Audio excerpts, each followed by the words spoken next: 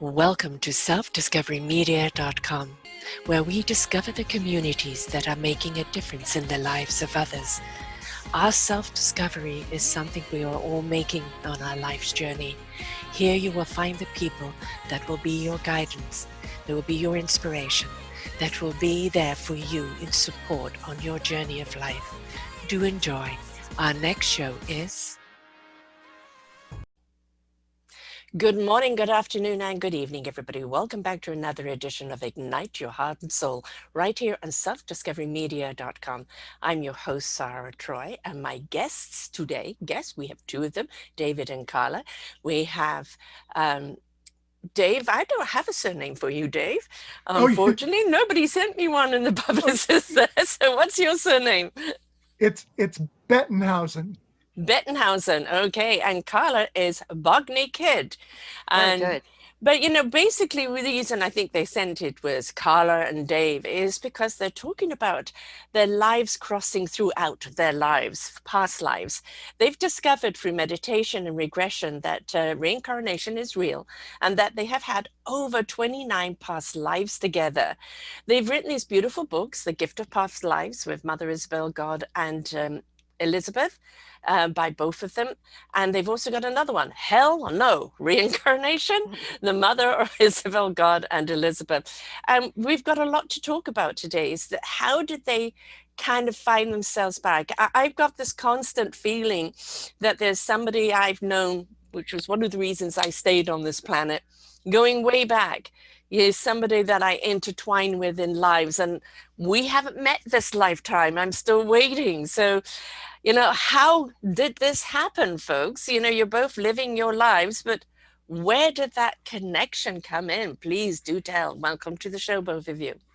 Thank It's a you. pleasure, Thanks for having Sarah. us. Sarah, back in 2014, um, Dave and I were workers together. Dave is a physician and I was his office manager. But before that, we actually met in 1999 when he bought my husband's practice. Mhm. And we felt immediately close to each other. We became really good friends. And in 2014, when we implemented electronic medical records in the office, we were really stressed. And we're not 29. We weren't raised with computers, Right. so it was quite an ordeal for us. And Dave was spending countless hours just trying to get ready to include all of the computer things that had to be done with each patient. So he was working very long hours and he just wasn't himself. And I will say that normally Dave is like Fred Flintstone crossed with Yogi Bear, but he wasn't. He was really grouchy. And I had gone in one day and said to him, okay, I think I should call a counselor for you, or, do you want to try meditation? Because I had read an article in AARP magazine about meditation and all the benefits. And Dave will tell you all the health benefits from the physician side in a minute. But he agreed. And we thought that as an entire office, we would do it first thing in the morning before the patients Hmm. started to come in. The first 2 days, we all did it. On the third day, the other two girls said, oh, we don't want to come in early, blah, blah. So we thought we'd do it ourselves. And we did. And as the patients started to come in and we turned the music off and we went into our office, um, Dave said, Carla, I think you're going to think I'm really crazy, but I think I was just talking to your mother during meditation. And Hmm. of course, it got my attention, but I wasn't surprised. I've always been rather open. Dave did not realize until this exact moment that he had a gift, that he could connect with the spiritual world so easily. So, of course, I started to pump him full of questions. My sister also worked in the office, and by that time she had arrived.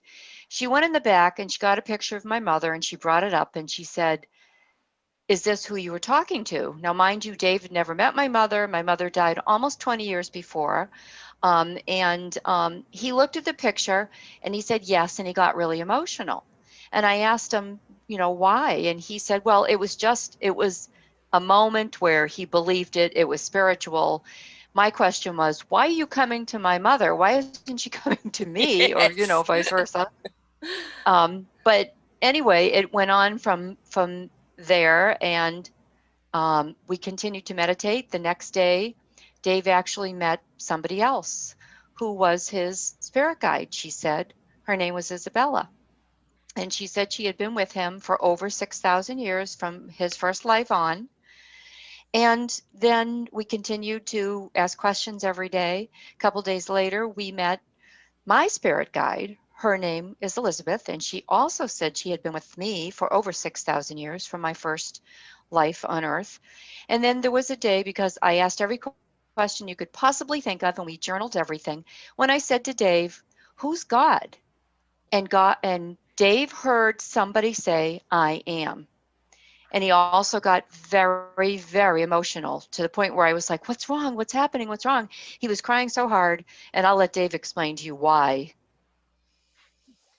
So I'll back up just a little bit, Sarah, because if you saw the names there, our book is The Gift of Past Lives with Mother Isabella, God, and Elizabeth, and those are where the names come in. Mm-hmm.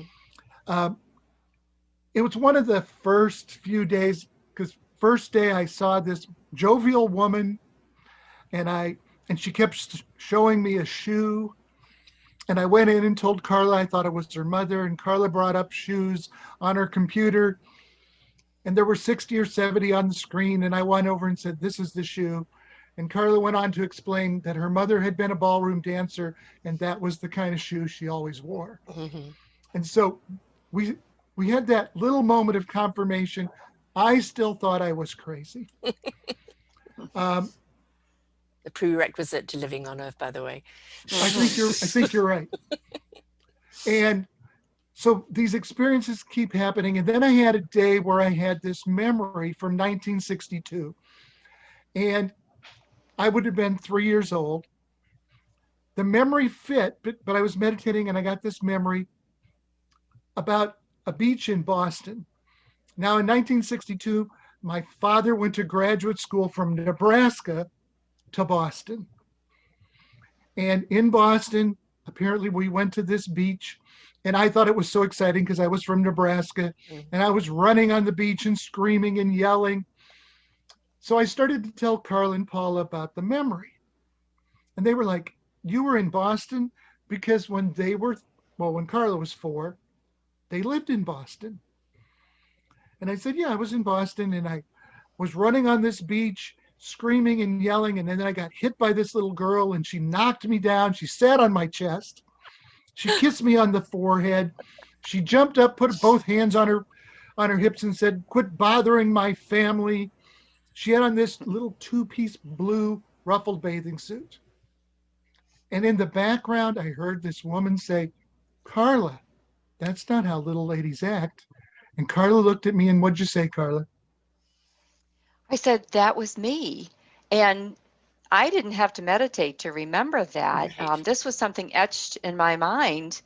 And, or Paula either. I mean, we remembered this because we were born in Boston, good Catholic family. I was the youngest of 5 daughters. My parents were always splitting up, but this particular day, they were together and they had rented 2 cabs to go to the beach. And we didn't have our own car. We were not well off. And for whatever reason, when we got there, I didn't have my bathing suit. And normally I would have inherited one of my sisters. Everybody had one but me. So we all went across the street to one of those little souvenir shops. And this was Revere Beach. It wasn't just sand and water. It had a big amusement park. So when Dave started to talk about it, we knew exactly which one it was. But I got my first 2-piece bathing suit, brand new bathing suit. It was blue with the ruffles.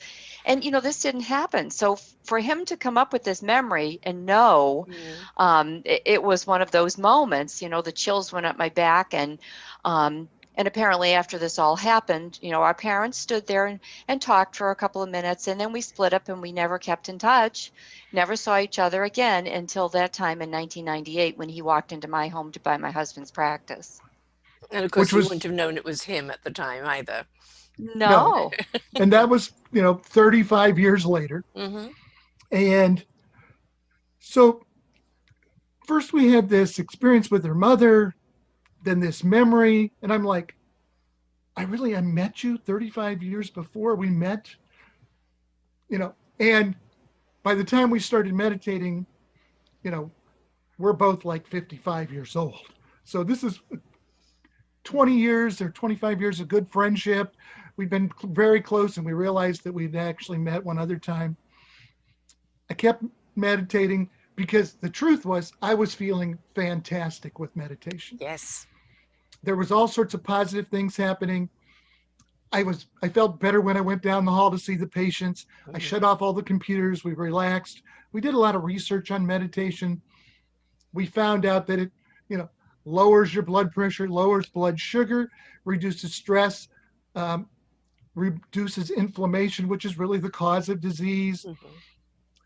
We found out it reduces cortisol.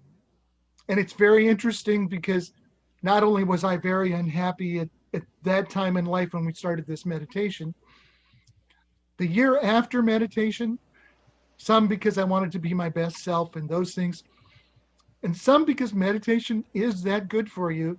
I literally lost 2 pounds a week for a year Wow. and dropped 104 pounds, Wow.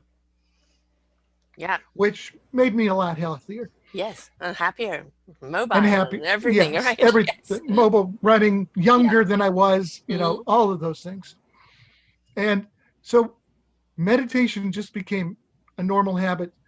One day I was there meditating, and I had a memory, and I was standing in a dark alley, and I looked across the alley, and I'll say Carla was standing there. Now, she didn't look exactly like Carla. Uh, she was young, very hot, but her steel blue eyes were the same. I was much younger and much thinner. You were We're not. all You were. beautiful. We actually get more beautiful with age. I absolutely agree. But she was standing there, and she was dressed in this long fringed dress. And a big flash of light happened, and I felt myself hit in the chest, realized I was shot, and I fell back. Wow. Do you know I the time told, period of this? I'm going to tell you the rest of the story because that's all I knew then. And, had to go start taking care of patients. I told Carla about it a little bit. I said it was the strangest memory. And the next time I meditated, the story kept going. Mhm. And the story became that I met Carla at a wedding of a man named Angelo in Chicago. Then when I met her, I asked her to go to breakfast the next day, and we went to breakfast, and then we took a walk along Michigan, Lake Michigan in Chicago. We were walking along Lake Michigan, and she tells me her name is Ruby Donaldson. She was born in Bullock, Georgia.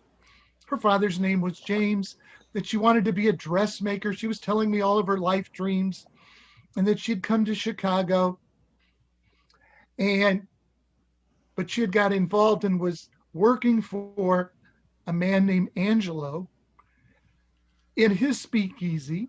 Mhm. And Carla's the most curious woman in the world, so she ran out and started doing research. So tell her about the research. Well, one day when I was not at work, I actually got onto Ancestry.com. And in 1904, the name Ruby Donaldson in Georgia was quite popular. So had Dave not received my parents' names and some of those other particular details, it would have been more difficult to find it. But I did indeed find Ruby Donaldson, born in 1904 to James and Anna Donaldson, one of 11 children. And then I went on, I couldn't find pictures of myself, but I found pictures of my parents and some of the kids. Then I found two other articles. One was the wedding of a gangster named Angelo Genna. He was the boss of the North Side before Al Capone. Mhm.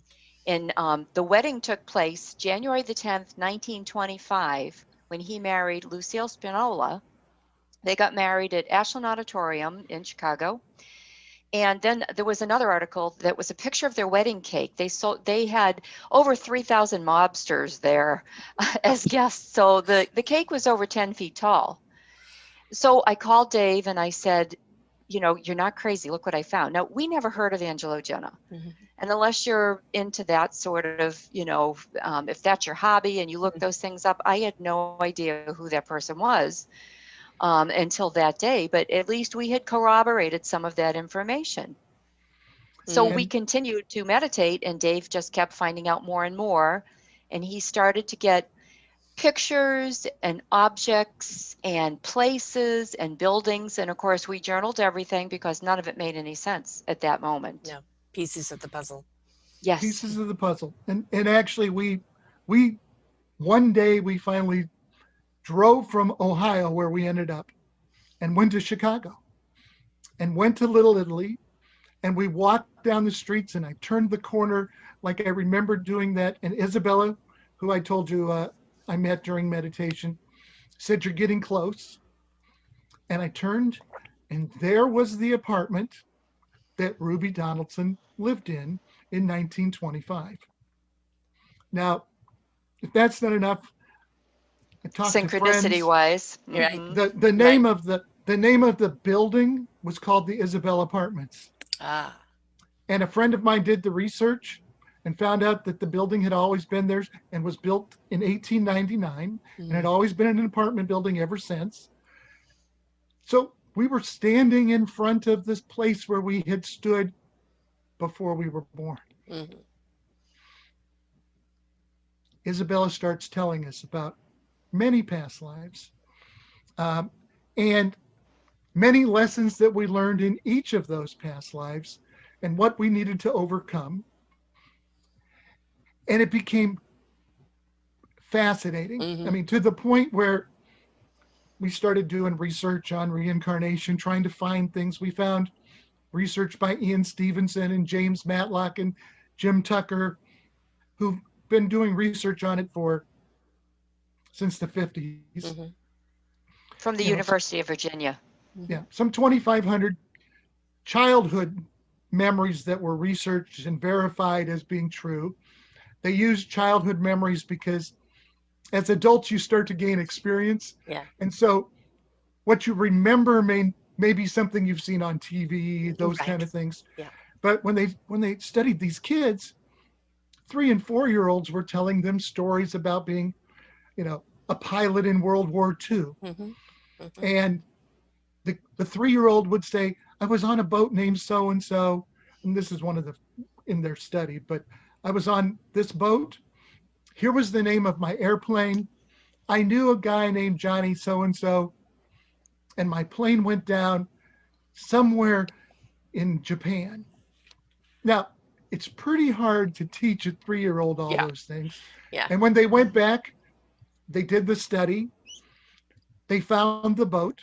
They found the roster on the boat. They found the man's name on the roster and the name of his friend on the roster. And the only plane that went down was the plane that he was flying. So children are opening up to the channels from the moment they're born. They are Correct. Mm. connected.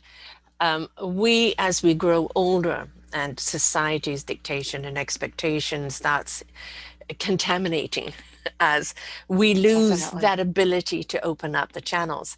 So very often people, not everybody will be able to open up those channels in that particular way. You never know when in meditating where it's taking you. Is it an inside out job? Is it a traveling experience? But when you decide to open up, and those channels know now that you're receptive to that, they're going to open up Correct. that channel even further and take you even further into the weave and the wonder and the maze of all these past lives. We have the ancestral past life of DNA ancestral, which we carry with us.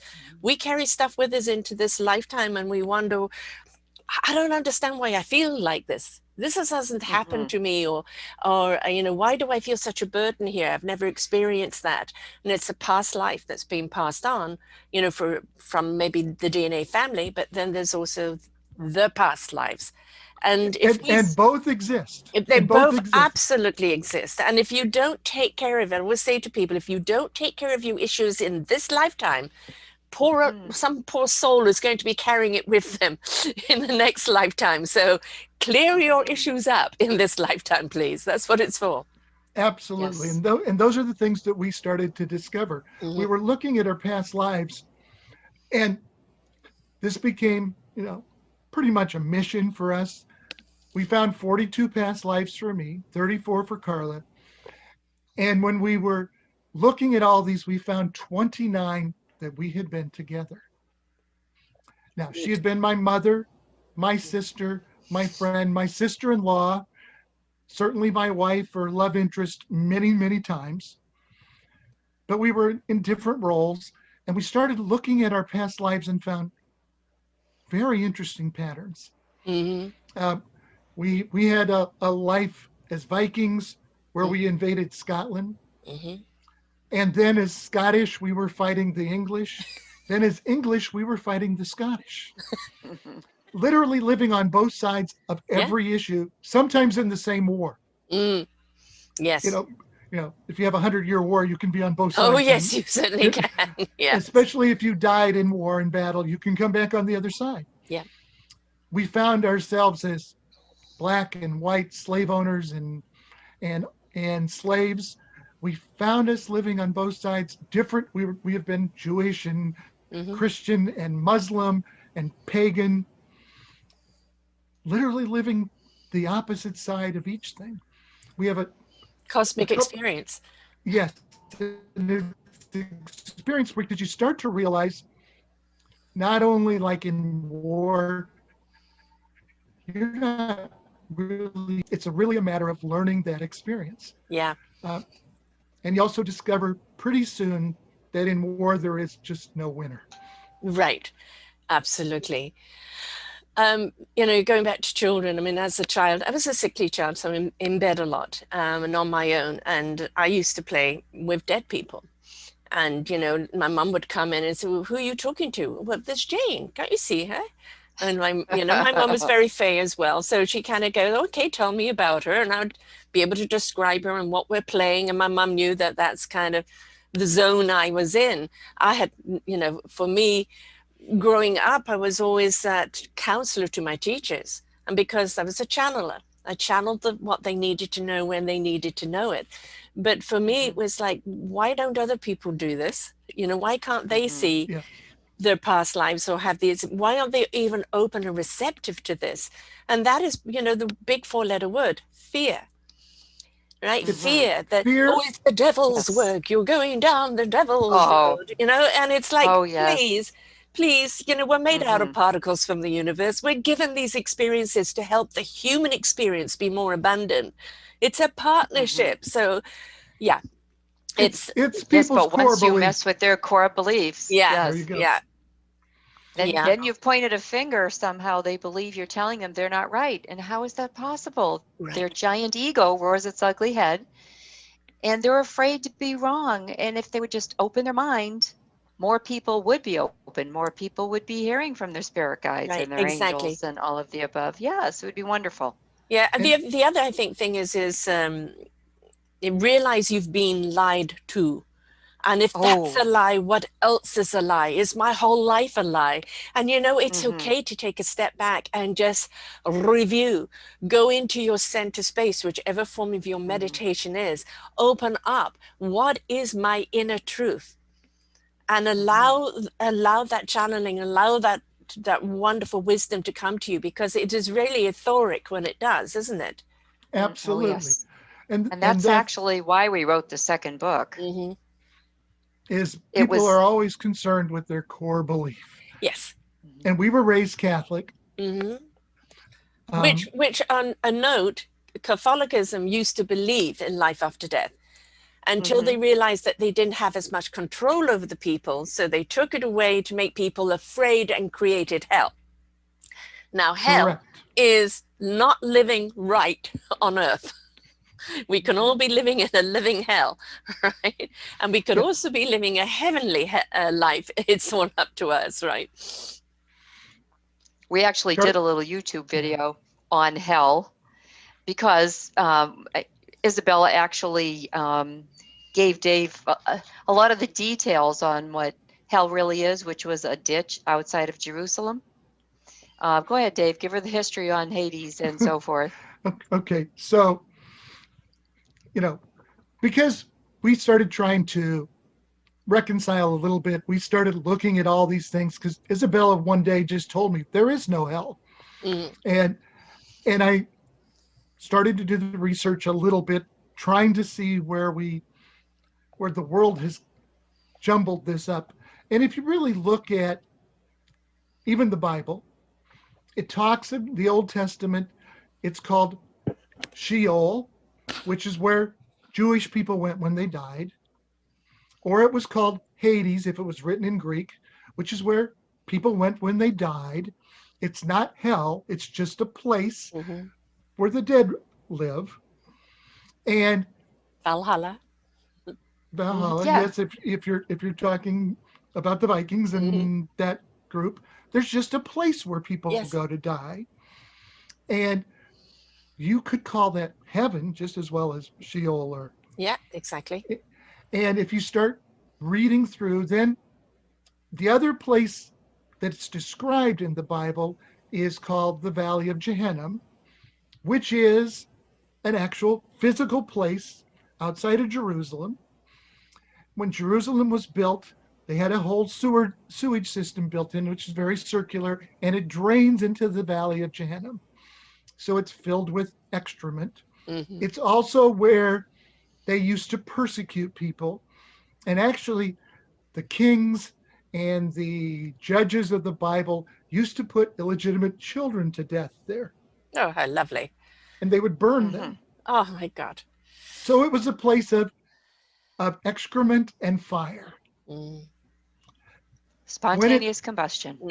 And so when it finally gets through that story, and of course Dante throws some things in there, but when it gets to the King James Bible, the Valley of Gehenna, Sheol, and Hades, which were places people died, and a ditch, Mm-hmm. were all transformed into the same word, hell.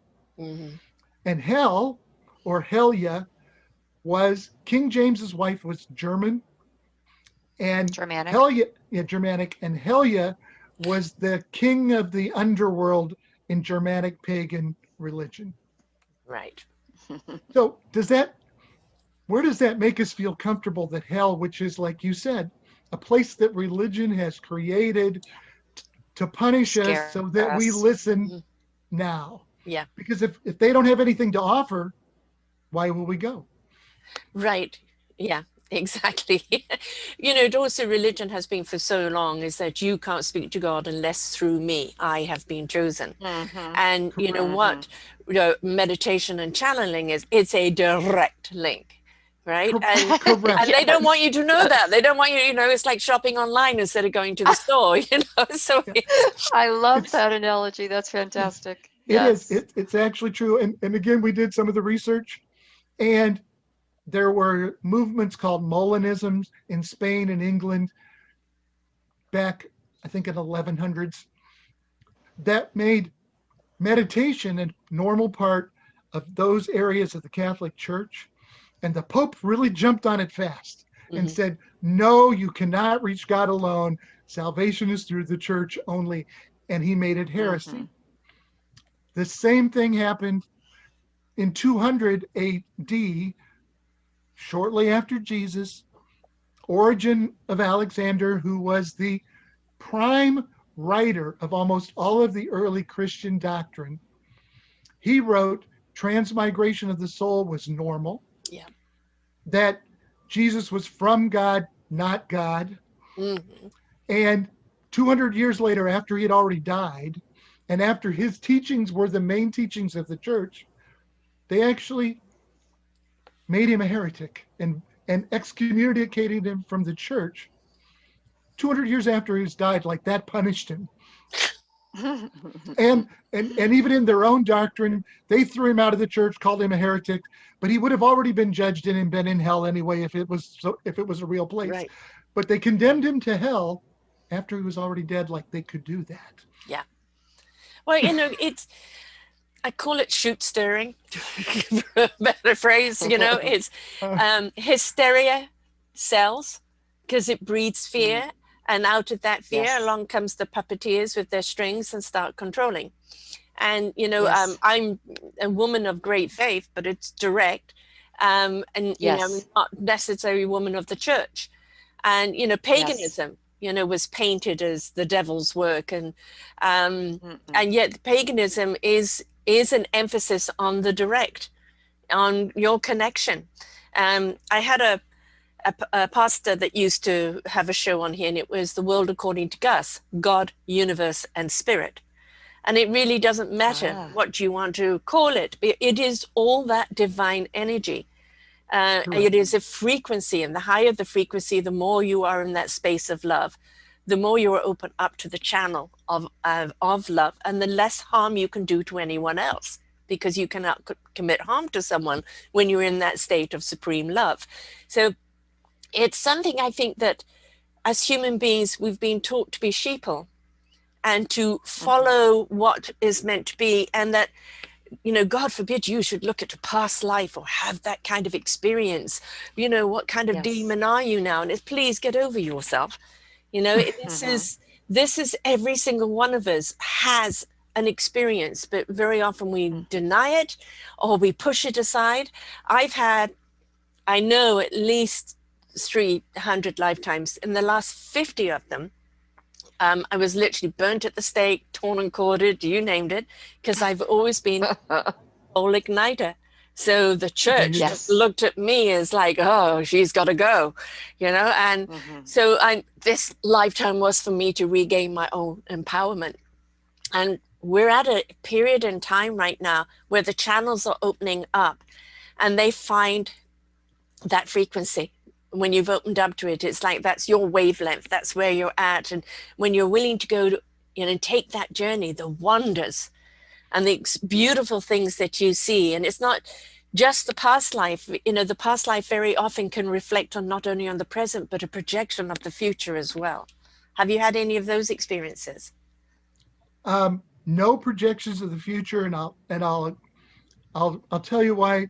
Isabella says she tries never to predict the future, and she actually tries to block those spirits who may try to, because part of our experience on this planet is to take things as they come, and you can actually change the future if you because of your free will. So Mm-hmm. if you know what's going to happen, it's not going to happen because you know it's going to happen. Mm-hmm. So she says those are things she tries to discourage because it will change the lessons that you may need to learn. Right. On the individual thing, but there is very often a projection of where humanity will go. And that is because of the collective force. It has only one way to go. And we're in an era of disruption right now. And that disruption is shaking up the beliefs. It is shaking up uh, opening up those channels and those energies, letting more and more people have these experiences. And the volume is being turned up on us daily, and it's going to get quite a bit higher. And if you're not a part of it, you're going to feel it. And the reason they're doing this is that we have to evolve. We have proven as human beings we can't do it just on our own. That if we do not have the connection to source, to God, to whatever you wish to name it, if we don't tap into that wisdom, we're not going to know how to use our knowledge. So more and more people opening up to this. And, through meditation, through what, everybody has their own way of meditating, but just being open to it, because we learn from the past. It helps us understand the present, where we make better decisions for the future. Very much so. Correct. And that's actually something we talk about in our second book too. There not only is there, and karma is really about lessons, but I'm going to use the Mhm. word karma because it's the easiest. There really And it's is, not punishment. Right, yeah, exactly. it's there really are past life individual karma, but we actually have group karma. We are Yeah. carrying all of these lessons from the past. Yes.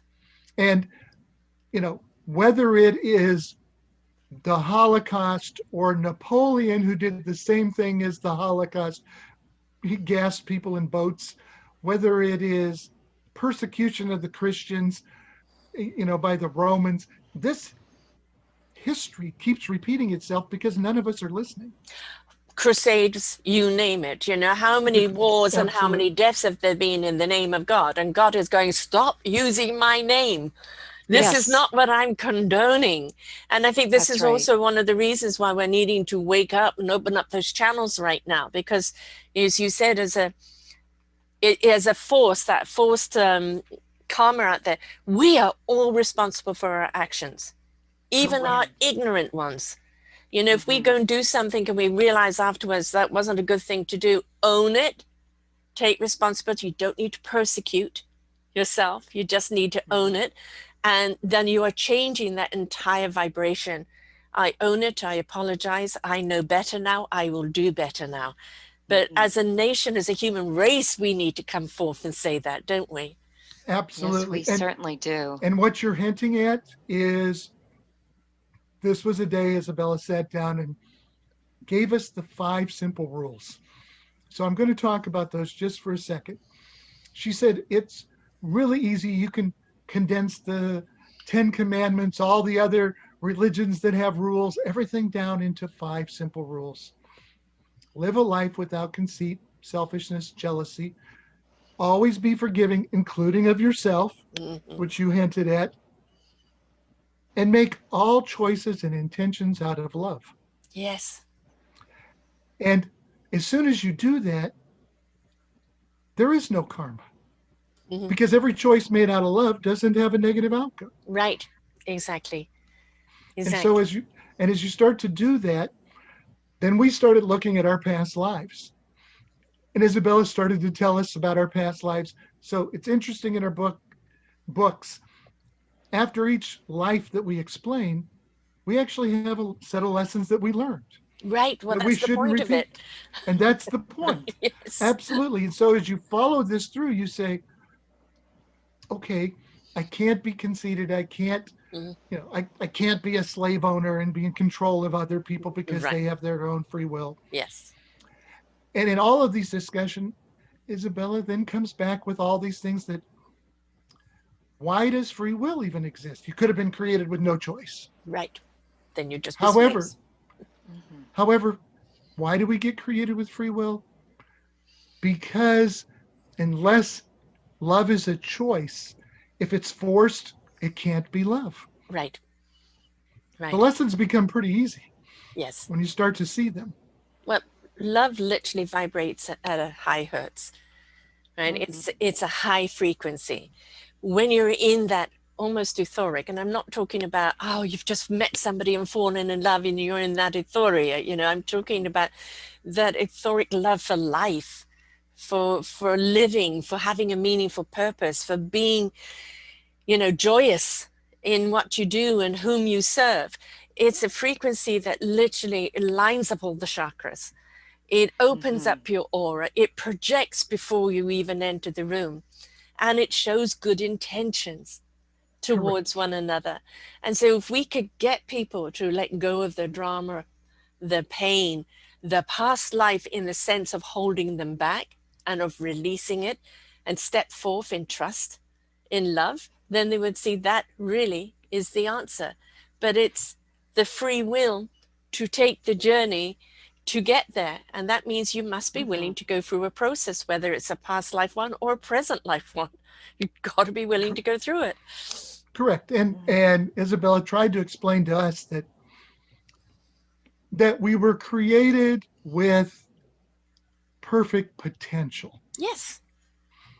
Yes. And of course, we still had to survive the world we live in. So, Mhm. and it's all a process of evolution. So as we grow, when we're young, even in each new life, there is a certain amount of the ego that is protective. If you don't look for food, you will starve. Right. Logics. So some sort of self Hmm. preservation had to occur. Right.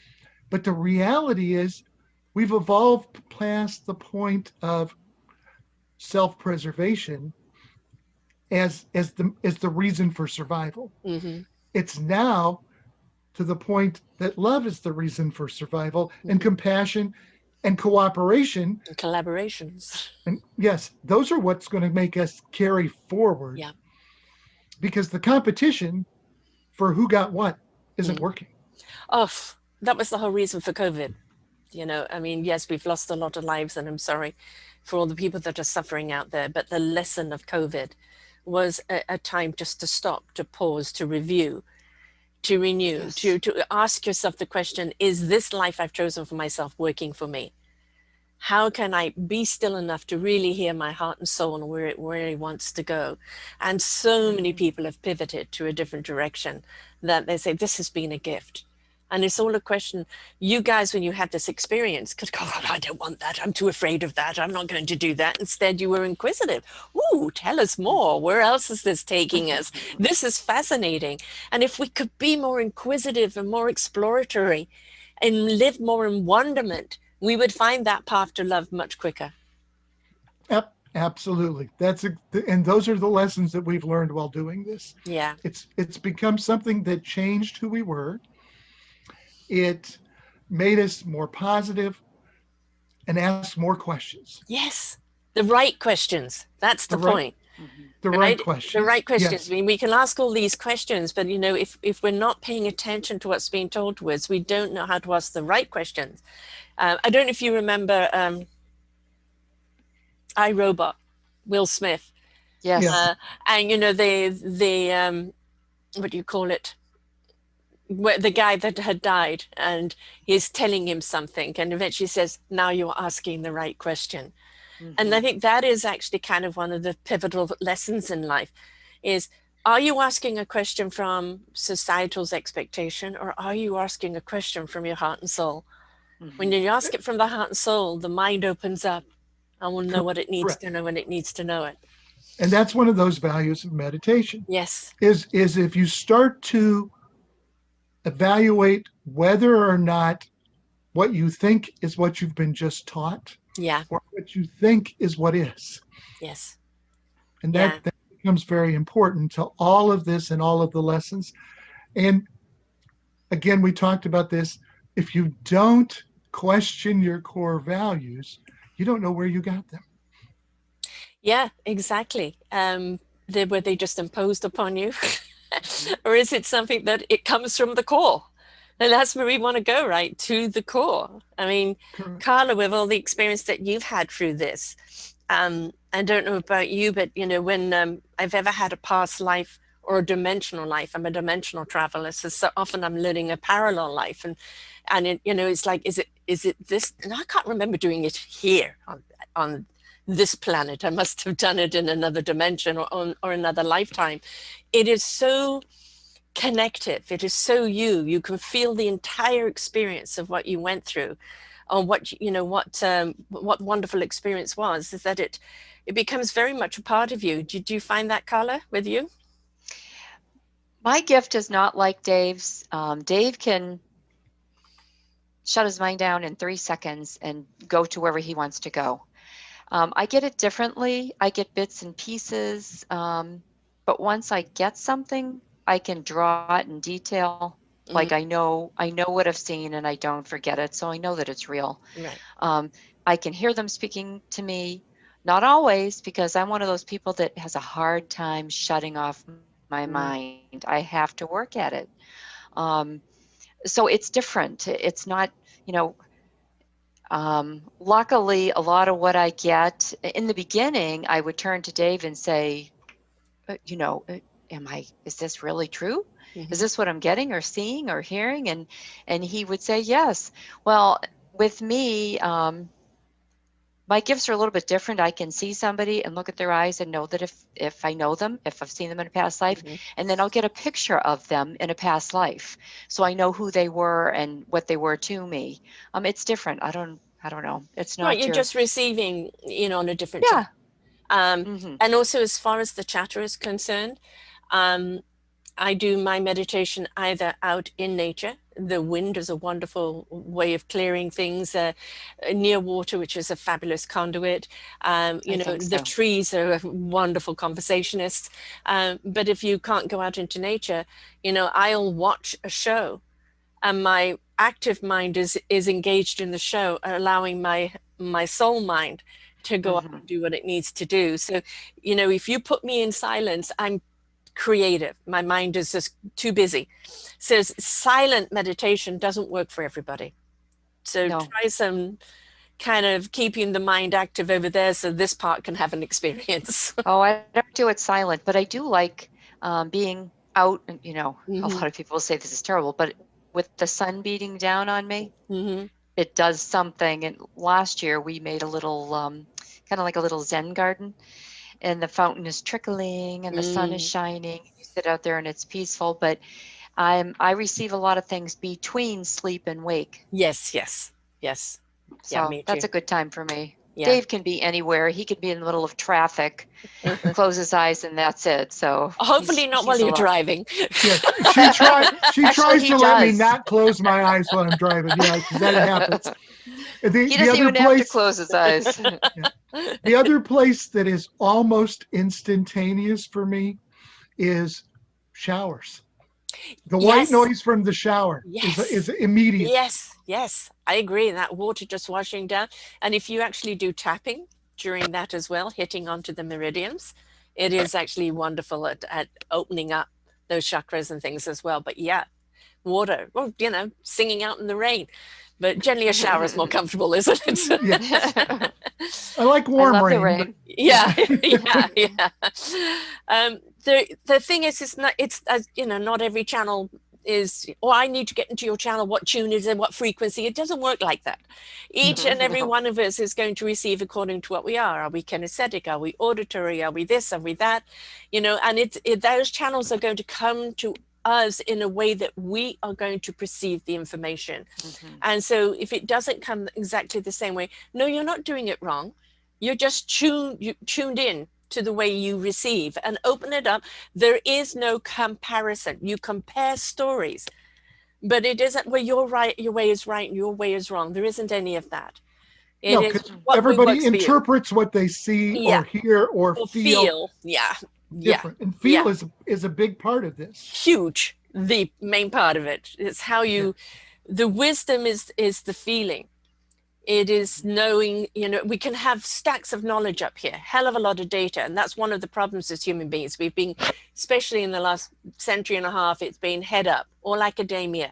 And we've lost that intuitive connection to the heart, soul, and spirit. And when we engage that intellect there and trust the channeling that will speak to our soul and truth, resonate with our heart, and our spirit goes into action, and our mind will know what it needs to know when it needs to know it, it's going to take the knowledge that is relevant to the situation in your brain. But you've got to feel that knowledge. If you only think it, you can get too much into the yes buts. And the only thing you should do with your butt is sit on it. Sarah, it's interesting, you know, you were talking about vibrations, and we actually have a third book that is just being downloaded as the ebook version right now. It just hit like 4 or 5 days ago on Amazon and Barnes and Noble and other sites. But the vibration is discussed a lot in that book. And literally raising the vibration and how that brings you closer to God, Tao, Source, Creator. I try to say all those so that we don't limit somebody's belief system particularly. I usually say God to myself because that's how I believe. Right. You know, but something greater than us that has some authority that can interpret and even define what love is, what right is. There is an authority. Yeah. And we all tap into that authority when we start to meditate. Yeah. And so that we have somewhere to go. Clarity. If people don't like the word authority, it can be clarity. Clarity. That's good. Right. Yes, a lot of people don't like authority. No. I found that when I discussed Speaks to the ego. Yes. They're so concerned with their self-sovereignty that when you say that there's some greater authority, they don't like that. Right. However, if there's no greater authority, there is no one standard. The thing about the universe, if you think about it, we're all made, our particles, from the universe, the planet and everything, we're all made out of that same signature. We all just took different forms. You look at all the wonderful, incredible, beautiful species that are on this planet. That, you know, you look at them and you go, oh, what a work of art. And, you know, we were all created in God's source light, right? So if that means there can't be any flaws, if you are gay, there is no judgment because God created you The way in the you light are. of the universe. Exactly. God Correct. does So, not you make know, mistakes. whichever, no, there aren't any mistakes. And when we look at that universe, it is one giant, massive computer of knowledge. And Mm-hmm. that's Correct. what you're doing. You're tapping in, you're channeling in. Do you need to have the whole knowledge? No, your brain will And burst. yes, we probably you know, and that's part of that definition, Yeah, the omnipresence or whatever. We're not able to completely conceptualize that which could control and or coordinate or make this work. yeah, It's greater than mm, any one of the individuals. yeah. And And so, thank God, because could you yes, imagine? no, Mm-hmm. it wouldn't be my job. Yeah. But the power, it should never be given to one human being. Correct. You know, because that too much power does change the human being a lot. And I think this is one of the things about past life regression, or most certainly channeling, just to know what you need to know. It is letting you know that it doesn't matter if you don't know it all. You will always be given the knowledge that you need to know when you need to know it, and that no one person should know it all, because we are meant to come together as a village, and each one Correct. bringing our piece together in that puzzle, because that's that collaboration, that unity, that community is what we are meant to be. And so we don't want any one person having the power. We've seen what human beings do with power, Mm. right? Yes. It is the Yes. empowerment of each one of our beautiful instruments coming to the orchestra life and creating a symphony that resonates out an invitation to others. So And we were never created to be alone. no, and we're never No, alone. When you and we're open up never those alone. channels, you're never alone. Correct. We are never alone because they are there, Yep, and we're not meant to be hermits or sit at home and meditate only by yourself. right? We're meant to interact because in interaction comes lessons. Yes, And we find that our people are karmic mates and or family mates, and they're meant to help us or test us, you know, and so we have to have those experiences. we do. I interviewed a monk that been 30 something years, literally kind of up in the mountains. And now he was coming down to teach the work. And he was in the conversation, it was saying that I don't quite know how it came about, but it was, I don't understand, he said, why people cannot feel this way. And I said, you have singularly taken this one path and channel for 33 Mm-hmm. years.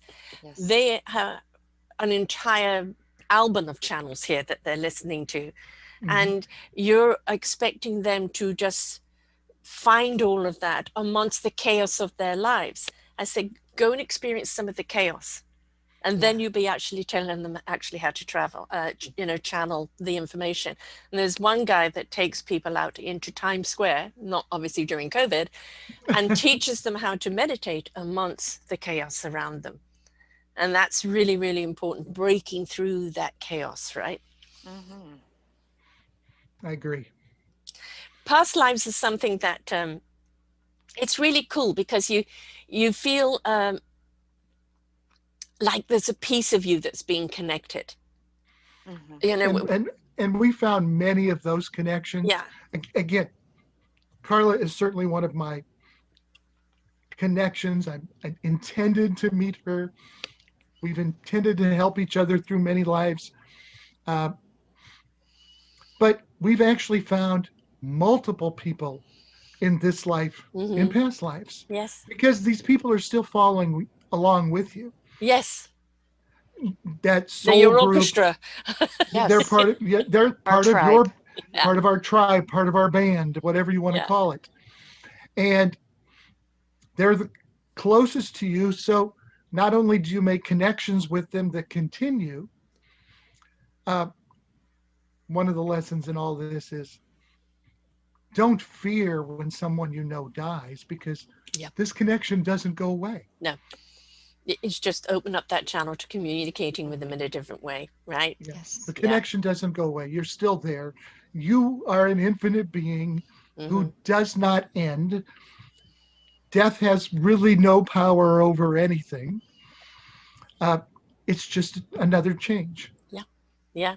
And we've learned during our meditation, during some of this past life regression, because we did finally go for past life regression training 5 or 6 years after we had the experience. We Hmm. went so that we could share some with other people, because not everybody's as open. Right. And we trained with Dr. Brian Weiss at the Omega Institute. A wonderful experience. But you start to figure you want to share some of those experiences with others, Hmm. because once you have one, it changes the way Yes. you think. Yes. It Yeah. changes who you are. It changes how you feel connected to everyone. It changes how you feel connected to God, Tao, Creator, Hmm. Source. All of that makes things different. Have you had Um, the experience of meeting somebody and just know that you know them, right? And then actually looking into, okay, we've got a synergy here that has to be on just a chemical reaction, and look at each other, go into each other's past lives to see if you've known each other. Because I would say 9 times out of 10, you probably do. We actually hired a girl at the office. And, she was a lot younger than us, but we'd work on opposite days. And people began asking me, is that girl your daughter? And vice versa. Is that your mother? And we finally found her. She's actually been our daughter like 16 times in Wow. past lives. Yeah. And, um, with my sister's been in many, many lives. Unfortunately, my older sisters have also been in karmic situations with me in many, many lives. Um, but yeah, we did a podcast, I was hoping you'd tell and that story. yeah, we did a podcast, and we have a life in Italy in the 1500s, Dave, Yeah, 1400s. Yeah, 15. and 15, and we had 6 children, and we know all of our past lives, our astrological signs, what we died from, when we were born, all of our kids, and we know who they are in this life if they're here.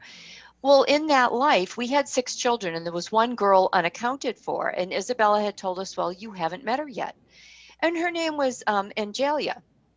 So we started to do this podcast, and right before it began, we were, just chit chatting with the girl, and she said, well, I have had a past life regression. And she said, I was told my name was Angela, and I got a chill up my back, and I knew immediately. And I looked at her, and just looking at her, and I knew that she looks like she would have fit into the family and all the above. And we've since found her in like 6 lives with us besides. But I told her then at the end, and that's my gift. Like, I'll see them and it pops up. Mm. Dave didn't even realize.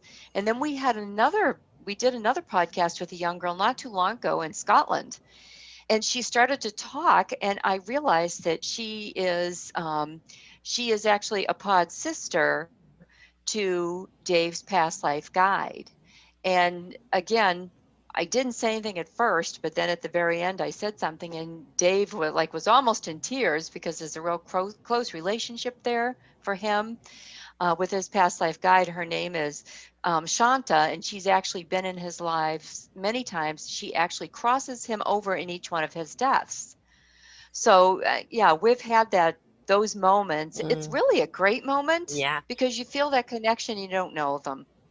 But it opens up then. It opens up those wonderful channels and of what there is to be learned Hmm. from it.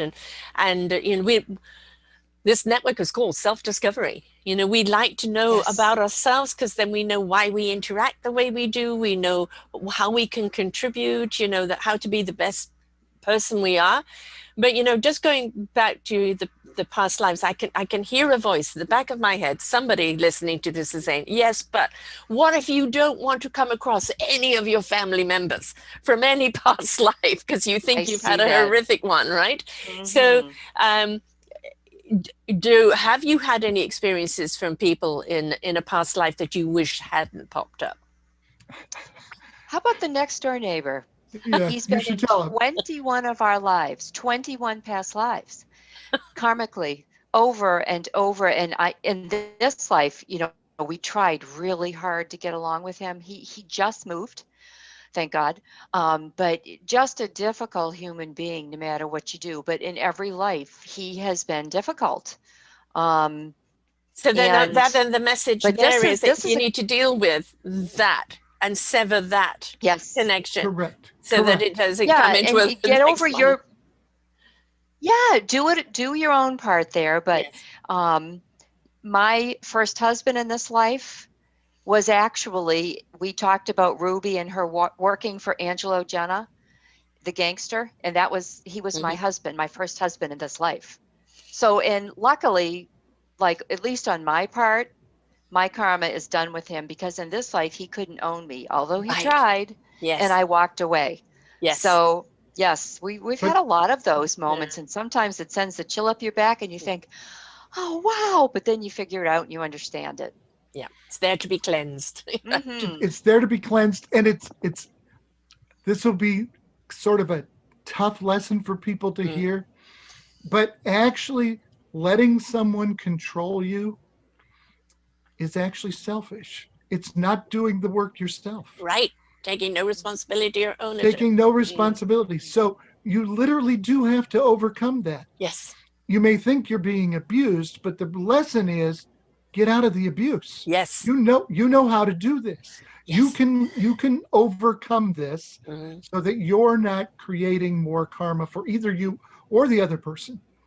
Right. Don't let them control you. Right. Again, I said there's this question of sovereignty, but sometimes you have to take your own responsibility and say, I won't allow this to occur to me anymore. And as you said, 22 lifetimes there, and there's other people. I remember once reading for a girl who she was fat, and inside of her was a tiny woman, and she said Oh. everything about me feels tiny. I've Hmm. dieted, I've this, I've that. I don't understand where this weight comes from. And medical people have looked at it and they couldn't find anything wrong. And I said, you're literally carrying the weight from a past life, Yes. and you need to go have that past life removed from you and you regain your own person. And Mm. she did go to someone for that. I very rarely ever know what happens after that, but you could see that it is that so many people are trapped with a past life experience that still traumatizes them today, and they don't realize what it is. If it keeps coming up, then you have got to address it. Please don't suppress it. Hmm. Right. Correct. And those are things that we learned when we went for past life regression training. There's a lot of people that are still holding that memory in your Yeah. subconscious because it follows you. Yeah. And Carla actually regressed someone at the Omega Institute, and you should tell him this, Carla, who was holding on to a past life issue that's 2,000 years old. Hmm. So, Carla, tell him about that.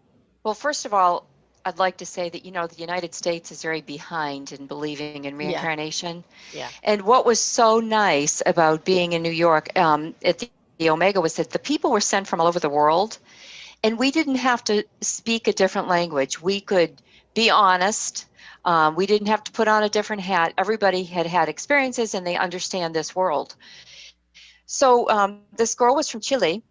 What I loved about it was that her hospital that she worked in, she was a social worker, had sent her to train in past life regression to help end of life patients. Mm. Now, isn't that fantastic? Brilliant.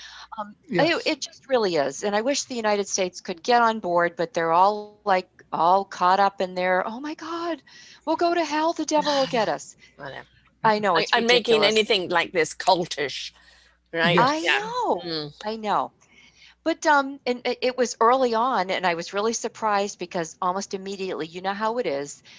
Usually, you go to trauma immediately, Mm. and she went directly to a past life during the time that the Romans were persecuting the Jews, and her son had been abducted. She was looking for him. She was so upset, And unfortunately, they ended up torturing him and killing him and her too. But once I got her past that, and through the rest of the other regressions, she realized that during that, the man that she was engaged to right now was her son in that life. Ah. And in the beginning of their relationship, she was so concerned with losing him. And it almost made them break up. And once she realized, and I explained to her, do you see the correlation here?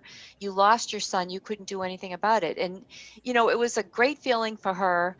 And it was wonderful to know that, I had accomplished something very early on. A great feeling for me. It's a very personal experience. We don't do it as a living, we do it with friends and family, but it's a great experience. It's very personal. And you hope you can get them past something, through something, healed. Yeah. It was great. My It was young wonderful. daughter, the one who actually literally had a baby last night and made me a grandma. So as I said, I'm still in Yes. metaphorical. Again, congratulations again. Yay. Huge little boy, can't wait to get my hands around him. But she was, kind of 2 or 3, and she could not sleep in her room with the light on or anything on her. And in the day, she was boss. She was the youngest. She would boss everyone around. At night, as soon as the lights went off, she was petrified and would end up sleeping with me. And so I took her to a past life regressionist to hypnotize her. And of course, I'm in the room because of her age. And I'm watching her face go through all these expressions. And we went back 3 lifetimes. And it was 3 lifetimes that she'd been abandoned and left in the dark. And so we could say to her, there you go. you can see that this isn't your lifetime. You're safe now. You can let that Yes. go. And it was almost immediately that it started changing. She was sleeping in a room with the light on. And then it didn't take too long before the light went off and she was okay. And it was just like, I don't know what this fear is, but it's consuming me. And the worst thing you can say to a human being is snap out of it. Because they don't know what they're in to snap out of. Right? That's right. Correct. And so That's once she right. realized that these lifetimes weren't her and that she was safe, it changed everything. And so this past life could be such a healing modality for people who are carrying traumas around that don't Yes. even know what they are. Absolutely. Absolutely. True. So true. I'm going to just, I don't want to change the subject, but it's part of the understanding how past lives work and how the lessons work. I've seen some of my times between lives, and I actually had the privilege of watching my father, who's passed away now, last atonement or past life review. And it's literally fascinating to watch someone else's. And they went through some of his past lives during this review. And during the review, he watched a life where he was a slave trader and he broke families apart and he chained men into the bottom of his boat and split the families up and lost. In his next life, his daughter was abducted and then he lost his wife to childbirth. And they told him, see what it's like to be split from your family. Right. And then in the life as my father, a beautiful, wonderful man, but he got Parkinson's and spent 20 years chained to his wheelchair. Do you see the lessons and how they get learned? Yeah. It's not necessarily an eye for an eye. It's whatever you need to learn the compassion, to understand what someone else is going through, or to experience what has happened. We are made up of past lives. We're made up of ancestral DNA. We're made up of universal particles. We're complex creatures. But if we approach things more simply, we would have more clarity. And it would stand to reason, if you've had many lifetimes, that not all of those lifetimes are going to be good experiences, or you're going to be good people. Correct. And the willingness to go down that road and face who you have been is a releasement. Why should you carry any shame or blame for a past slave owner? But the recognition that that slave owner is there in itself is forgive and release. Correct. We can forgive what we've done in a past lifetime. I think at some point I might even have been an executioner.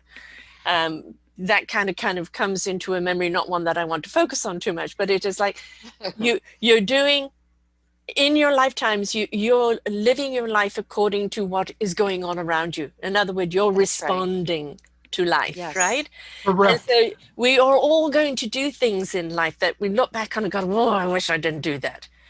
And some of it can We be bigger or smaller, you know. well, we Saints and found sinners. yes, we found a very early past life where Carla actually poisoned me and I died. What did you do? So, Whoops. well, yes, I know, and I wasn't that bad. I didn't think at the time. But our However, All son was. perspective. Our yes, son was power hungry. Right. and so it encouraged it, and it was Yeah. a cultural time when Yes. and You have to those are look at things the culture, right? You you have to have look to what's look at the going on. culture. Yes. And there's a past life where I am some sort of lesser Mayan priest, Hmm. and the and so I don't really have exact choice. I'm doing what I'm expected to do, what I'm Yes. supposed to do. Yes. And that time we would be we I had the memory. It was we were excited when we were at war Hmm. because we would capture some prisoners, and then those prisoners could be sacrificed. Right. Because when we weren't at war, the only choice was to sacrifice our own. Yeah. And Now, this whole sacrifice thing. it's a You know, horrific, it was horrific. who I came up mean, with that one? the experience and the memories I had were so real that I was Yeah. crying. It was Mm. horrible. I mean, we literally were tying people down over an altar. Yeah.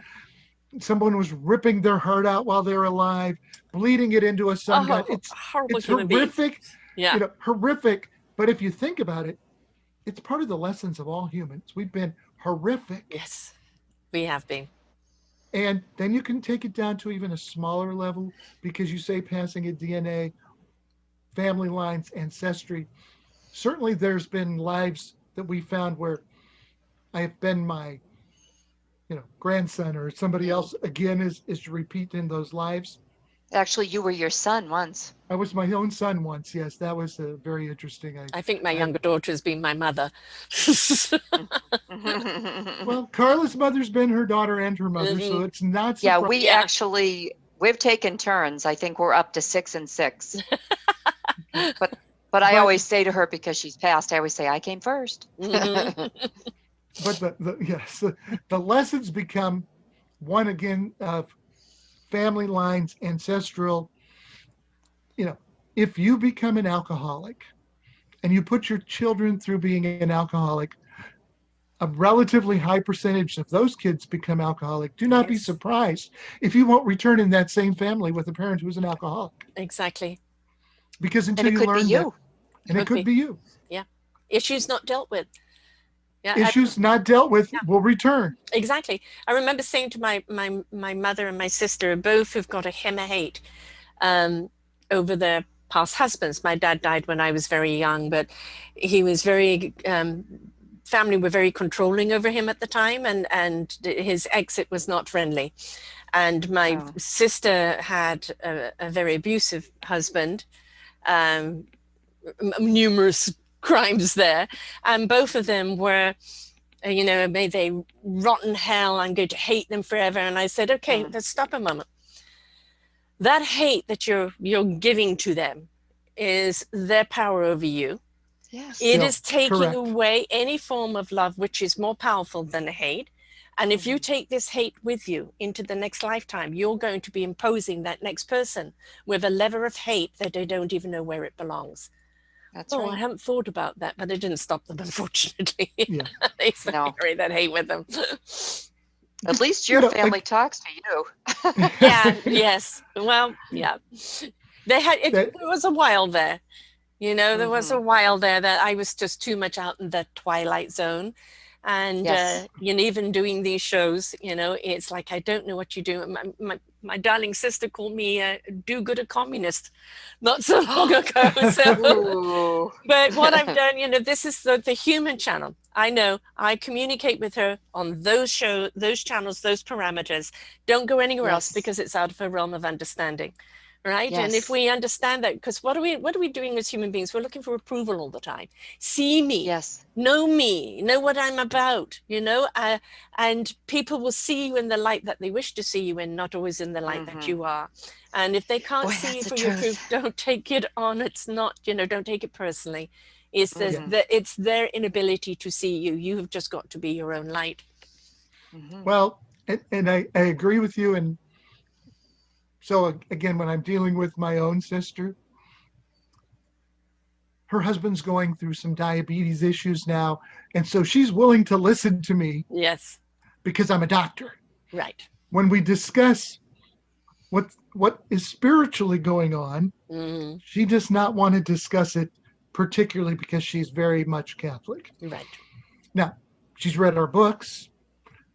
She Her husband is a lot more open, and he says, I read your book, and even if I don't believe this, the lesson in there is true.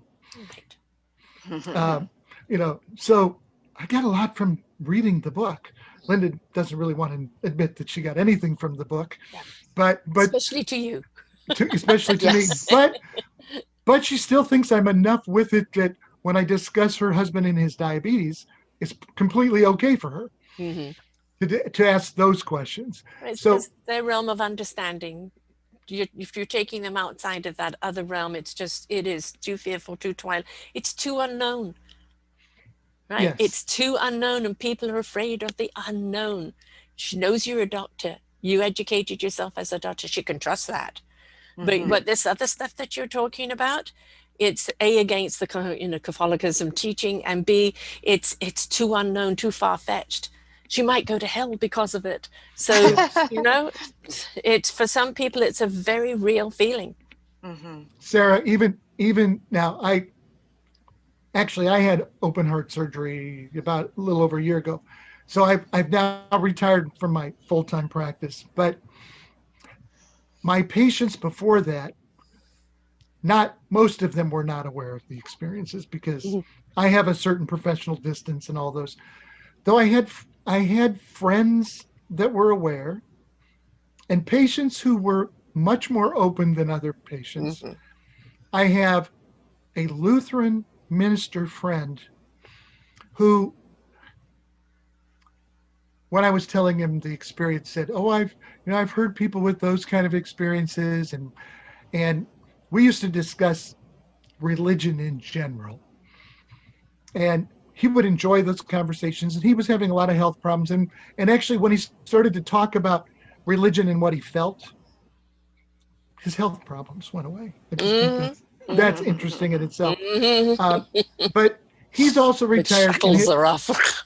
Yeah. he's retired now. He subs and does Lutheran services and fills in for people, but he's really retired. But when his wife died, and we sent him our book, he actually called and said, I didn't always do things right with my wife. If you get a message, let me know. Tell her I'm sorry. Hmm. Now, those are people that are open. Yeah. Now he's still very Lutheran, and he still believes what he believes, but he also believes that I have had some experience that he should validate by that it's mine. Right. Yes. Not an experience for him, but respects its experience that you can do. And for some, that's Yes. the way it's going to be. Not everybody is going to go down this path, right? Mm-mm. And I've always been a voice for those that have passed over, and I've always been given a message by those that want to, that we're on the same frequency, and giving me the message to pass on to family members. And all I am is the messenger. And but Yeah. the message has always been the same. I am fine over here. I'm at peace. I'm not in Mm-hmm. pain. Yes. I'm not suffering. I don't want to see you suffer anymore. I'm with you. Feel me. And it's Yes. always generally Mhm. that type of message in some form or other, which for Correct. some can be very peaceful, and for others, like, no, no, no, no, no, my religion won't allow that. But all you can do is be the messenger, right? You can only speak to those that are willing to be open. And I understand they don't know how the communication works. However, most religions believe in some sort of afterlife. So why do they think there's no ability to connect. Or that only priests can do that. Yes, that Right? there's only some sort of power. Yeah. Yeah. Male priests. Yes. Mother Teresa, of Sorry. course, no, she didn't have any Yes. connection. Yeah, right. Yeah, No. Yeah, no. exactly. Yeah. Yeah. No. Even if you talk about, and this is again a little bit of a religious question, but if you really read some of the biblical lessons, you see, this is what you see. You see in the Old Testament, God continued to make a covenant. First made a covenant with Adam, then they all screwed up. Then he made a covenant with Abraham. They all screwed up. He gave him another chance. Then he made another covenant. Then he finally made a covenant with David, and they gave him another chance. If you look at that, and then you also look at what happens with the little bit of the Gnosticism and what happens with religion at about the time of Jesus, part of the lesson in there is the temple is within you. Mm-hmm. And even the Jews started to break apart because they said, no, the temple is over here and God lives over here in a box. Yeah. Well, the temple is not the box. No. The temple is you. We are God. God is us. We're all made out of the same particles, and we all have that ability to speak with one another. And we don't need any boxes. The only reason for a building for people to come together is in that chorus. When you join those energies together, it opens up those channels completely, and people are getting downloads that they don't even know they're getting, because it's the collective energy. But you are the source upon to yourself. It is that inside out job. Make that connection, and you will never be alone, as you pointed out earlier. You will always have the knowledge when you need to have it. You will always have insight, that intuition. You'll have guidance forward. And it's just a question of trust it. I won't do anything against my source. If my source of my core tells me no, I don't argue. I don't need to justify my no. My core has told me no, it's not for me. Yes. No. And that's it. Right? Because it knows, it's guiding me. I've given myself up to that energy.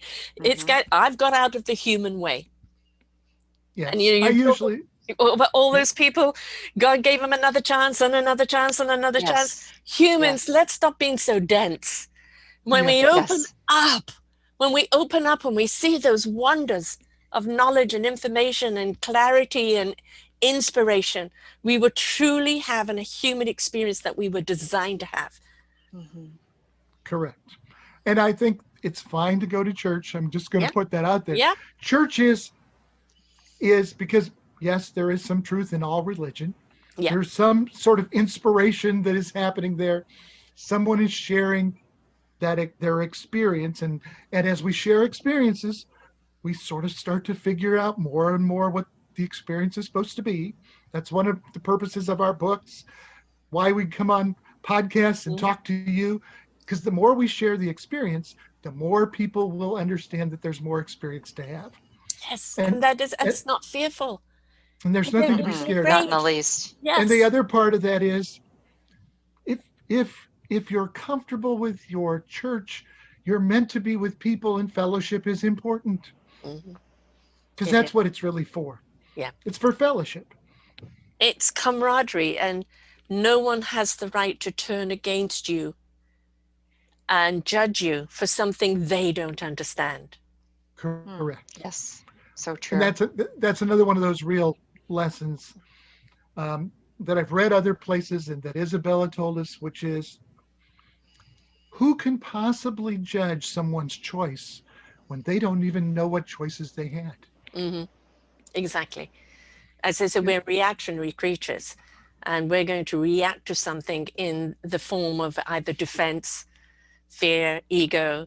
And, I'm always a huge person of know thyself. Really know what makes you up, not just who you are. You know, I'm female, I'm Sarah. No, what makes you up? Are you a kinesthetic person? Are you an analytical person? Are you this or that? Because we have the human traits of our personalities. We have the cosmic traits of who we are. And the more we know who we are, the more honestly we can bring ourselves forward in truth and understand what is our truth. What is our truth, how it relates to us, and we become less reactionary creatures because we know who we are. Correct. And I love that you said that.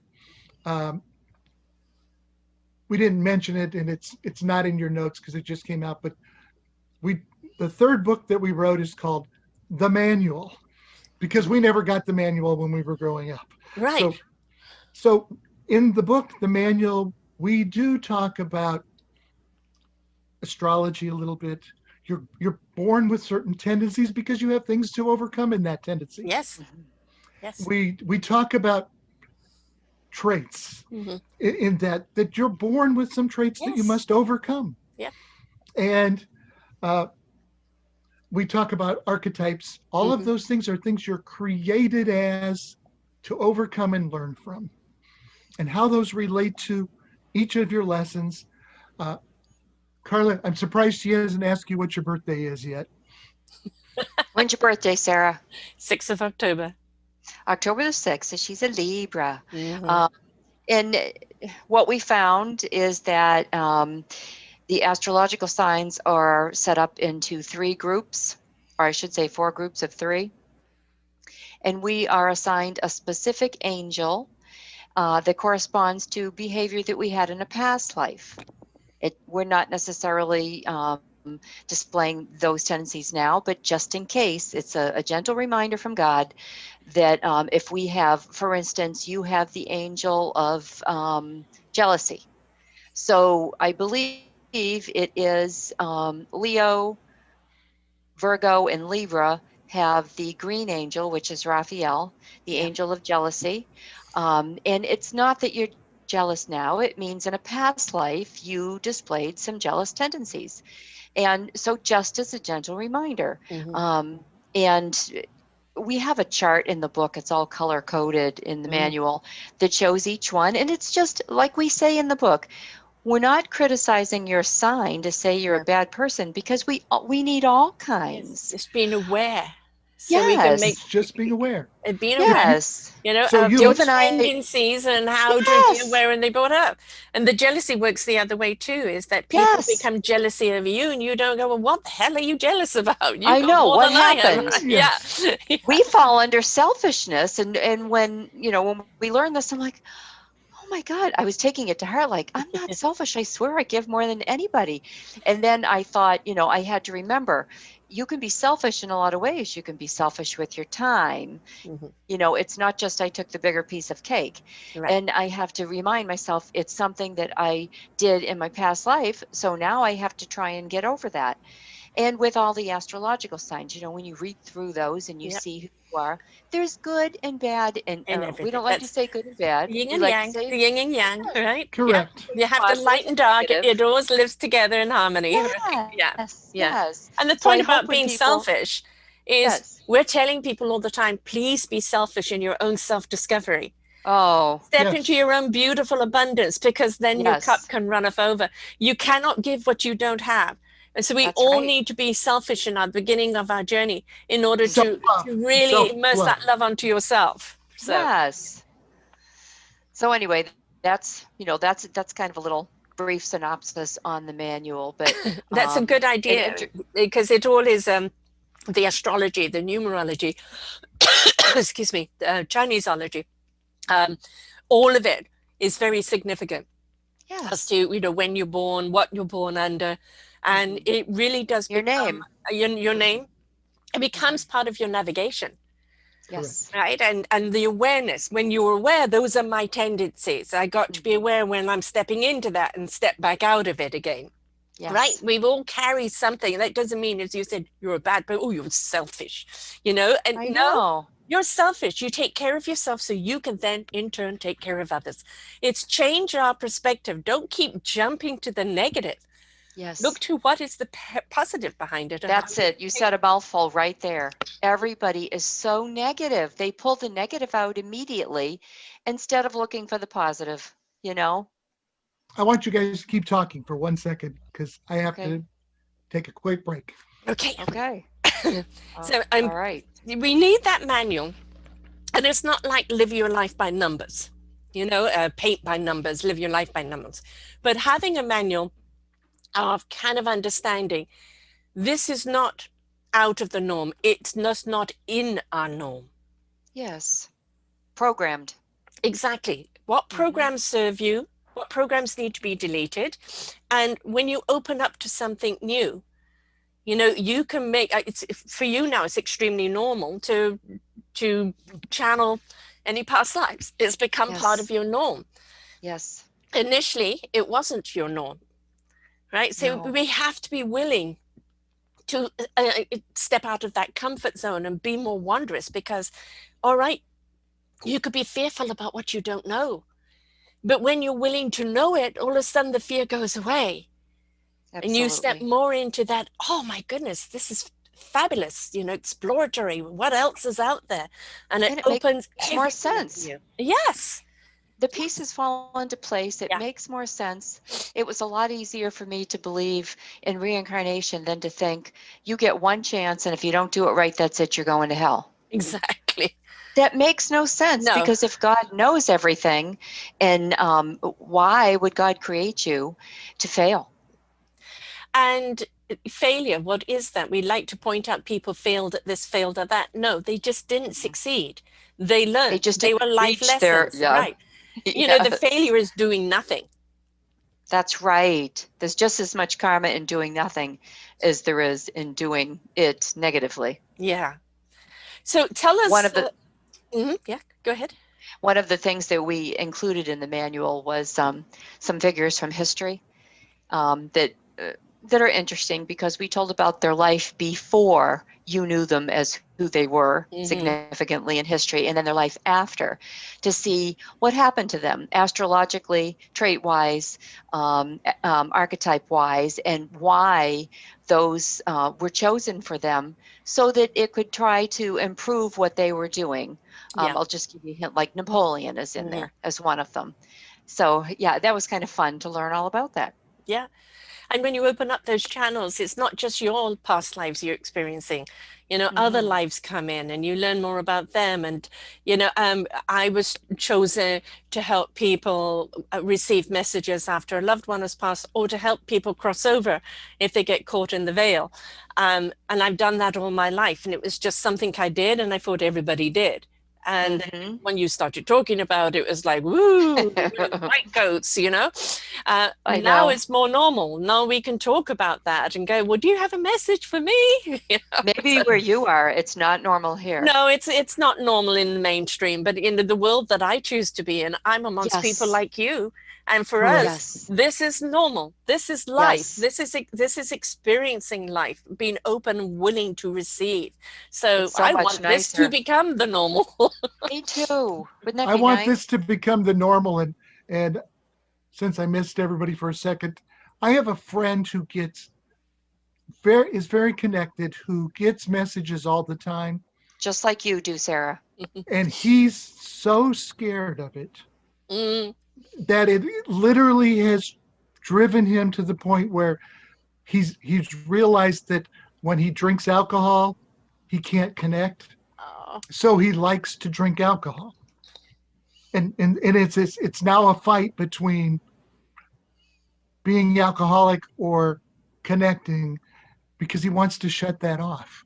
the And I keep trying He to was talk raised to him. Baptist. Yeah, but it's also this is where the training comes into. There are a lot of empaths. I'm an empath as well, and sometimes I cannot even walk on this earth because I can feel all the the angst and the anger and everything, and you can feel what's going on, and I have to deliberately put myself into a space where I'm not feeling it.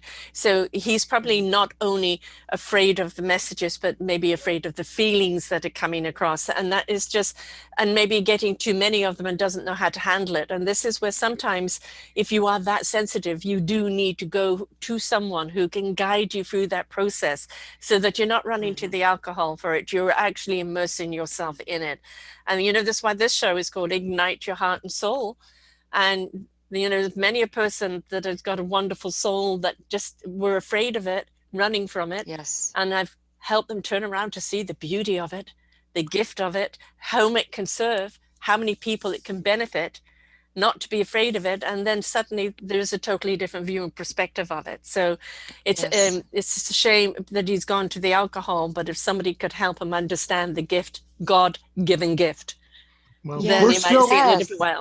we're still working on him. He has another medium that he does go to see, that he's trying to work through some of the issues Right. sometimes. And But that's get out of the head. Trust the heart and Yes. soul. It has an intellect far more superior than our heads. So many people think too much, and those thoughts are constantly, yes, but what if, what if this, what if that? And that what if is just going to crush you. Instead of, what if I discover this? Change your Yes. correct. tone, change your point of view, right? And it's who's to think that we as human beings are the superior race? Mm. Right? Correct. Look at the animal kingdom. They have a great deal more survival intuition and an intellect of understanding that is extremely profound. Look at our indigo children today, and the way the channelers and who they are and the way they see the world, the way they're interacting. It's like we're behind. So let's just take away the blockage. There aren't any boxes. There may be boundaries, but no boxes. And open up to this. You're not going to go down the rabbit hole. There isn't that trench of hell waiting for you. There's Correct. clarity. There's clarity. There's wonderment. There's this expansion of knowledge that is absolutely intriguing. Don't be afraid of it. And no religion, any religion that pushes fear and control over Yeah. people instead of loving them and always loving them in their light, is not a religion I want to have anything to do with. Well, Me and either. again, I can tell you in the book, one of my favorite lines is, "You cannot fear and love at the same time. No, nope, Can't do it. nope. Oil and water. You can't you Yes. can't be conceited, selfish, jealous, and unforgiving and love at the same time." No, that is not a real love. Mm-mm. Yes. So those lessons become real. I don't care exactly what your belief is until you, but if you have start to evaluate it, those are truths that go no matter what. Right. Yeah. And and love really becomes the only answer. There's how many trillions of songs and stories and poems and experiences. Love can be the demon, love can be the be all, and we've all had a heartbreak, but what was that heartbreak about? It wasn't out to get you. Love isn't out to get you. It's there to embrace you, Mhm. Correct. and take you to a higher plane of possibilities, opportunities, and wonderment. So don't be afraid of love. We agree. That's the message of every one of our books. That's the message that we try to get out and share. It's why we love to meet people just like you, Sarah, It's because a great feeling just to wander into Mhm. that world, isn't it? Yes. it is.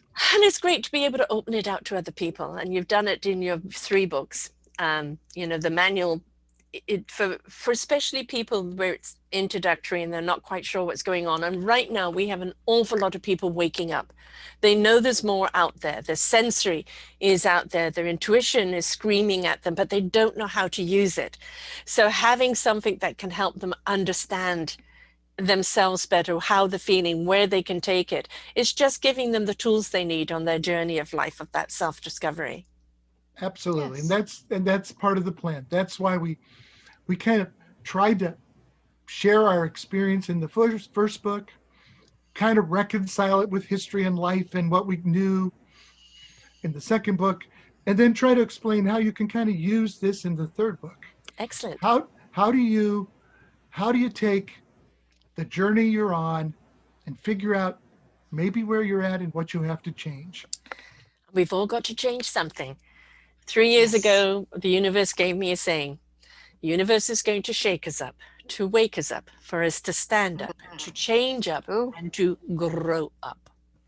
yeah. Double entendre on that one.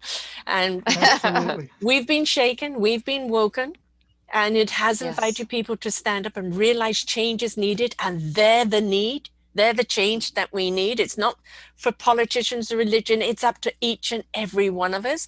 When we change the whole atmosphere. And so it's happening. The movement is happening.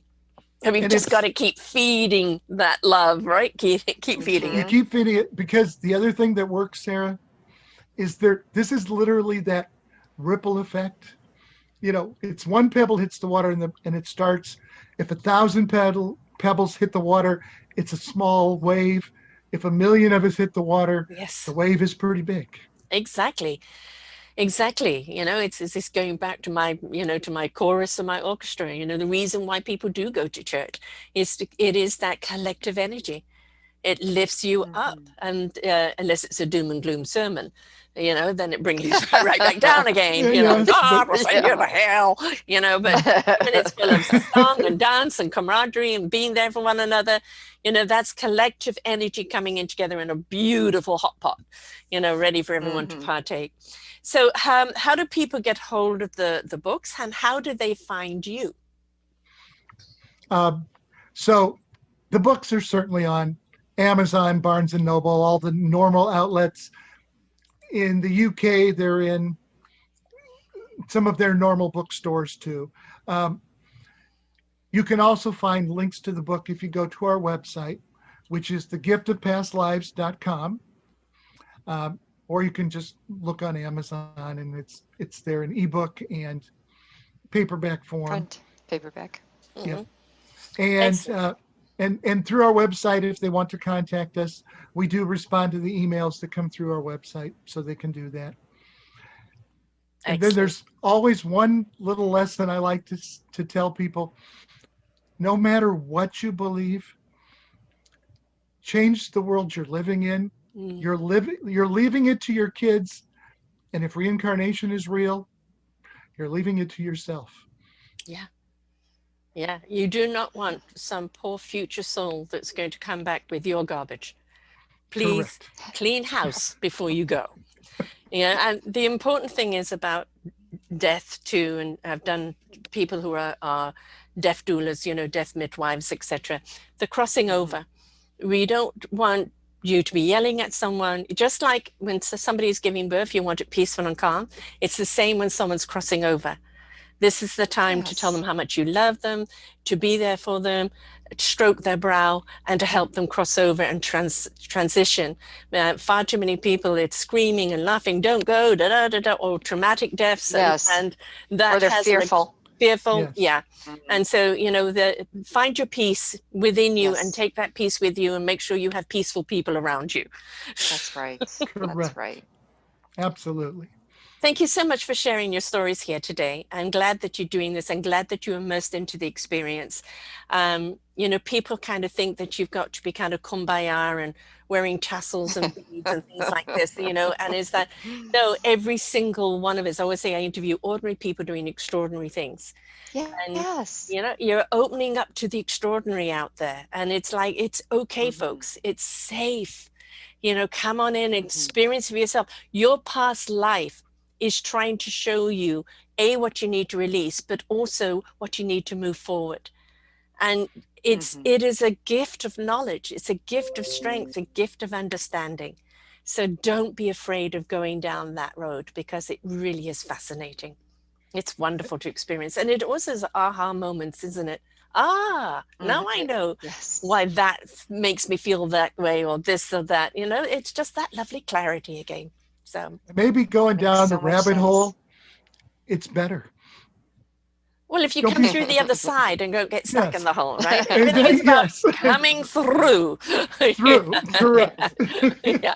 Well, as I say, our emotions are here for a reason. They're an indication of where we're at the time. Tap into your emotions, but don't become emotional about them, because that's when we get stuck. So anything in life, fear is an emotion of lack of clarity, right? And when you choose to understand, the clarity will be there and the fear will go. Agreed. I agree. Thanks Good so It's much. been a words. pleasure, Sarah. It's been great having you on here, and thank you for the work that you're doing. It's it's going to open up those channels for a lot of people, and that wonderful experience and clarity they're going to get from it is going to be wonderful. And I really like the way you've done the 3 books as well, because it's the introduction to your experiences, and then the research, and then the how-to. And Yes. very often people need to, but I don't understand. Well, here you are. Here are these books. This is their experience. This is their research experience. And now this is a manual they've put together on just how to put that one foot in front of the other without the fear. So thank you very much for following your paths. And thank you for your assistance in the same thing. Well, Yep. I was born this way, so I can't help it. I'm just not getting persecuted for it this lifetime, which is great. That's right. Thank God. Yes. Keep up the mission, Sarah. Oh yeah, yeah. The mission is me. I am the mission, and there's nothing else I can do about it. I am, right. This is the thing. When you step into That's I am, right. this is your calling. This is your purpose. This is what you're meant to do. You become one with it. I'm not. It's not an exterior of me. It is me. All right. Just as it has become you guys, and that beautiful sense of beingness is just lovely. All right, guys, thank you so much for being here today. And to everyone else out there, remember, please don't be afraid. It's just a question of you don't understand, or somebody else's doctrine that's being imposed upon you. Be willing to open up and explore. And when you do, you'll see what wonders await you. Until next time, bye for now. We hope that you enjoyed the show. You will hear many, many shows here on selfdiscoverymedia.com. We have new shows for you out every week. Just find them on our podcast or What's New. If you feel that you have something to share that makes a difference in the lives of others, or you too feel that you could be a host, please contact me at info@selfdiscoverymedia.com, and we will be glad to speak with you. Have a wonderful day.